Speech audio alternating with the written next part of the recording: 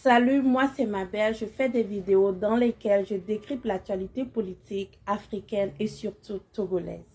Cette semaine, nous allons au Togo où nous allons tous découvrir une école qui se trouve dans l'eau. Oui, en 2023, il y a des élèves qui sont obligés d'étudier dans des salles de classe inondées. Non, ce n'est pas le film La Petite Sirène, mais c'est une réalité que vivent des élèves togolais. Bizarrement, cette école se trouve à 1 heure de route de la présidence togolaise. Quand je dis 1 heure de route, il faut considérer aussi les conditions des routes dans la grande ville de Lomé. Au Togo, même dans la capitale Lomé, nous avons des routes boueuses, des routes caillouteuses ou des routes avec un peu de goudron et un peu de boue. Mais ça n'a jamais gêné les législateurs ni le gouvernement, car même dans certaines vidéos, on montre fièrement ces routes pour avoir géré le pays pendant plus de 58 ans.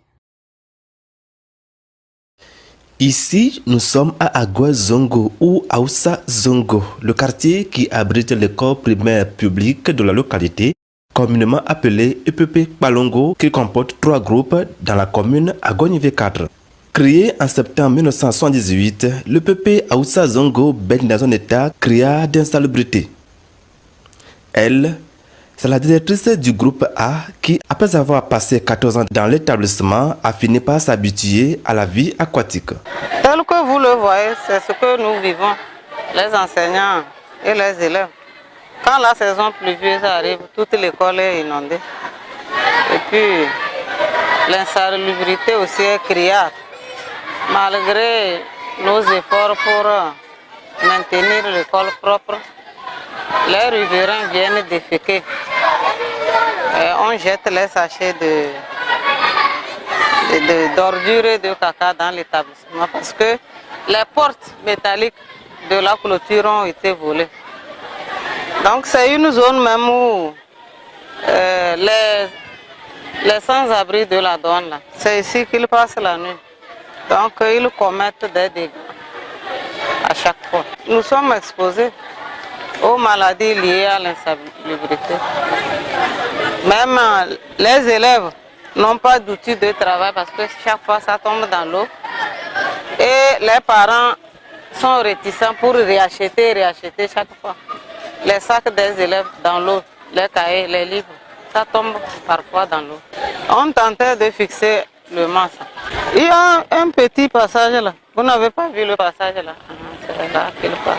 Il y a tout ici, non? Même les poissons, les serpents qui aiment rester dans l'eau, parfois on les voit. On vit comme ça. Nous avons toujours sollicité l'aide de la hiérarchie et de l'autorité. Bon, certaines autorités étaient venues voir et ils ont promis qu'une solution sera apportée. Donc nous sommes dans l'attente. Nous vivons dans l'espoir qu'un jour la cour de l'école sera chargée. Il faut remblayer, trouver des canalisations pour que l'eau ne stagne plus. Tant qu'on n'a pas chargé, que l'eau stagne, on n'aura pas de solution. Et puis également, il faut les portes, des portes solides. Même la clôture là aussi, il faut qu'on la remonte un peu. Parce que avant, quand on n'avait pas volé les portes, ils venaient grimper les murs. Le mur n'est pas tellement haut. Ils grimpent les murs et puis ils font ce qui est mauvais. Oui, la communauté fait de son mieux. Par exemple, les pluies torrentielles ont décoiffé les toits ici. Bon, nous avons rendu compte, mais c'est la communauté qui est venue refaire les toits là, pour que les enfants restent en attendant que l'autorité apporte sa solution. Et les maires, c'est l'autorité. Les autorités ont toujours promis de repasser. Ils ont pris en compte nos problèmes. Ils reviendront apporter une solution. C'est pourquoi j'ai dit, nous vivons dans l'espoir qu'un jour cette école trouvera une solution à ces problèmes. Moi, je fais 14 ans ici. Donc, au début, je souffrais. Mais maintenant, bon, on vit avec. Exposés à l'insécurité, l'insalubrité et à toutes sortes de maladies, La relève de demain qui se fait former dans cette école souffre énormément. Mon école est sale. Quand la pluie tombe, mon école est sale. Les herbes sortent. La cour n'est pas propre. Les gens viennent pour chier dans la cour. Il n'y a pas des arbres. Nous voulons planter les arbres au 1er juin. Mais nous ne l'avons pas eu. La cour n'est pas propre. Malgré tout ça, nous faisons un effort pour ranger notre école. Il y a de l'eau dans la cour. On ne peut pas se mettre en rang. Les élèves ne peuvent pas s'amuser. On ne peut pas faire le sport. Et on ne peut pas jouer au ballon. Il y a les herbes, il y a l'eau. C'est pas bon. On veut qu'on arrange ça.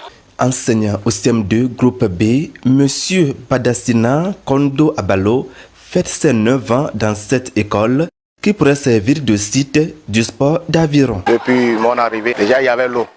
En ce moment, il n'y avait pas de clôture aussi. Et on vivait aussi dedans, puisqu'on avait affecté certains aussi qui sont arrivés, mais ils n'ont pas pu résister. Ils étaient obligés de partir. J'étais seul à rester aussi dans la promotion là, de 2012-2013.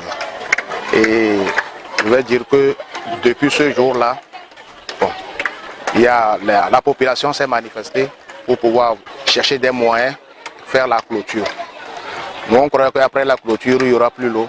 Mais c'est à notre grande surprise que, aussitôt après la clôture, c'est maintenant qu'il y a l'eau et on est dedans comme ça.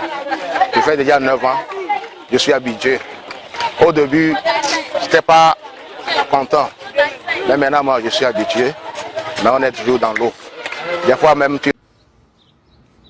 Après avoir suivi la vidéo de ces élèves, nous pouvons que déclarer que 60 ans de dictature n'a pas bénéficié à la jeunesse togolaise. Souvent, c'est les étudiants de 1990 à 1993 qui se disent les élèves sacrifiés de la dictature. Mais on peut regarder et remarquer que jusqu'à présent, il y a une majorité d'enfants togolais qui sont sacrifiés par la dictature togolaise, qui ne considèrent même pas que l'éducation est très importante à l'évolution de la jeune fille et du jeune garçon togolais. En 2023, ce que vous avez regardé, c'est petit. Il y a des écoles sans hameau, sans salle de classe, où les élèves étudient sous les arbres. En 2023, quand nous sommes à l'ère de ChatGPT, à l'ère de Google, des réseaux sociaux, quelque part à Lomé, à quelques kilomètres de la présidence, il y a des élèves qui étudient sous les arbres comme à l'ère de la colonisation. Triste de remarquer que, malgré toutes ces situations, le gouvernement togolais ne ménage aucun effort pour améliorer les conditions de ses élèves. La dictature togolaise a sacrifié tellement de jeunes que vaut quelques centaines d'autres jeunes qui étudient dans des salles de classe inondées. Quand je dis la dictature togolaise a sacrifié tellement d'élèves, les gens me posent la question, mais si quelques élèves sont dans des salles de classe inondées, ce n'est pas encore si mauvais. Ce n'est pas seulement ça. Il y a des élèves qui ont été assassinés dans les années 2005, d'autres assassinés dans les années 2017 et encore d'autres qui sont morts parce qu'ils étudient dans des conditions qui ont favorisé des maladies comme le paludisme, la fièvre typhoïde et le choléra.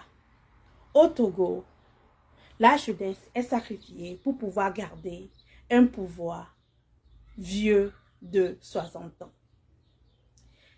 Les méfaits de la dictature togolaise ne se trouvent pas juste au niveau de l'éducation, vous le trouvez au niveau de la santé. Les dispensaires, les hôpitaux dans un état pitié. Vous le trouvez aussi un peu au niveau de la gestion même économique du pays où on a créé une minorité très riche et une majorité très pauvre. Le peuple togolais doit tout le temps se battre pour trouver juste de quoi manger. On nous dira nous sommes des vidéoistes, comme ils aiment le dire, ou des panafricanistes de chambre. Mais pour avoir l'opportunité d'avoir visité mon pays, je peux voir comment les gens se battent tous les jours pour gagner juste 5 000 francs CFA. 5 000 francs CFA qui fait banalement 10 dollars par jour. Quand je dis même 10 dollars par jour, c'est beaucoup. Certains veulent seulement gagner 1 dollar par jour au Togo. Sur le papier, le Togo est très riche. C'est pour ça que les banques internationales n'hésitent pas à faire des prêts au Togo. Nous avons un port, nous avons le phosphate, nous avons le clinker, le fer et il paraît aussi le pétrole qui est exploité depuis quelques années. Mais tous ces fonds ne vont pas au trésor public. Tous ces fonds sont utilisés pour que le pays soit mieux vu à l'extérieur qu'à l'intérieur. Pendant que la jeunesse togolaise étudiait dans une salle inondée, on a organisé le sommet du panafricanisme pour déclarer que le président togolais, qui a 500 morts sur la conscience, est panafricaniste. Thomas Sankara lui-même se retournerait dans sa tombe s'il apprend que quelqu'un qui est prêt à sacrifier son peuple pour rester au pouvoir est qualifié de panafricaniste.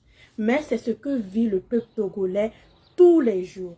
Ça fait 60 ans que nous vivons systématiquement une dictature qui nous empêche de parler, d'évoluer et de s'émanciper. Si je dis émanciper, je suis sûre qu'il y a encore des Togolais qui me disent « mais on est émancipé au Togo ». Je vais juste vous dire. On a fait une interview avec le président togolais qui dit que le Togolais a juste besoin de l'eau, de l'internet, de quoi manger et il est heureux. Pour lui, nous n'avons pas de rêve. Alors que même la Bible dit, même dans la Bible, Dieu dit, je veux dans mon église des gens qui ont des rêves, les gens qui veulent évoluer. Pour le président togolais, à part de ne pas faire la différence entre le pauvre togolais et le riche togolais, pour lui, le peuple togolais n'a pas de rêve. Nous sommes là, nous cherchons juste à manger ou dormir et nous sommes contents. Hein? C'est comme si il est en train de diriger des moutons. Qui n'est pas possible. Le peuple togolais n'est pas un peuple mouton. Allô? Je quitte maintenant le Togo où je passe au Mali pour parler de la constitution malienne. Le Mali est en train d'adopter une constitution qui a un poste de président. Et les gens se demandent pourquoi un poste de président si nous avons dénoncé très souvent que les constitutions africaines sont basées sur les constitutions françaises qui met le poste de président en exergue et le président devient tout puissant, tout fort et fait ce qu'il veut au pouvoir. Le métier de président, ce n'est pas un métier à bannir. Je pense que c'est plutôt un métier à protéger. Avoir des grands hommes qui dirigent un pays, ce n'est pas mauvais. Le peuple africain, la jeunesse africaine rêve d'avoir des grands hommes aussi. Chaque fois qu'il nous faut parler d'un grand homme qui a traversé l'histoire, il nous faut remonter au temps de Kankan Moussa, des gens qui ne vivent plus. Nous aussi, on veut avoir des grands hommes qu'on peut se comparer, qui peuvent nous inspirer à devenir des meilleurs Africains et des meilleurs citoyens du monde. La dernière fois, mon oncle me dit, c'est quoi un grand opposant? Et j'ai cherché à dire qui est le grand opposant dans mon pays, mais je n'ai pas trouvé. J'aurais aimé dire, celui-ci est un grand opposant, celui-là est un grand opposant, celui-là est un grand opposant, mais du moment où aucun de ces opposants n'est arrivé au pouvoir, on ne peut pas les déclarer grands opposants. Un grand opposant, c'est quelqu'un qui a combattu dans l'opposition et qui est arrivé au pouvoir. Mais au Togo, l'opposition togolaise n'est pas encore arrivée au pouvoir pour qu'on déclare que quelqu'un est un grand opposant. On peut dire que nous sommes dans l'opposition depuis des années. Nous sommes des opposants monarchiques, des opposants aussi qui ont duré comme la dictature a duré, mais nous ne sommes pas encore des grands opposants. Vous voyez, il y a tellement à faire en Afrique que je ne comprends même pas pourquoi les présidents africains sont toujours en train de faire quelque chose en Europe, quelque chose aux États-Unis. Il y a tellement à faire en Afrique. Même en Afrique, il y a encore des grands opposants, des grands présidents, des gens qui vont inspirer la jeunesse africaine. On me dira Rollis, on me dira Thomas Sankara. Thomas Sankara a fait 4 ans de pouvoir et il est parti. Rollis a fait plus que Thomas Sankara, mais Rollis se trouve dans le giron anglophone et dans le giron francophone. Pourquoi ne pas avoir des grands présidents, des grands hommes qui viennent, font des transformations nécessaires et repartent. On espère que Talon, oui, Patrice Talon du Bénin, se mettra dans le giron des grands présidents et que quand la jeunesse africaine va se référer à quelqu'un, on dira Patrice Talon a fait 10 ans de pouvoir, il est parti. On espère aussi que Macky Sall va changer d'avis et se placer dans les girons des grands présidents et nous dirons Macky Sall a fait 10 ans de pouvoir et il est parti. Chers présidents africains, il y a une vie après la présidence. Permettez à la jeunesse africaine aussi de rêver que après nos études, après des années de galère, nous aussi, nous pouvons arriver au pouvoir.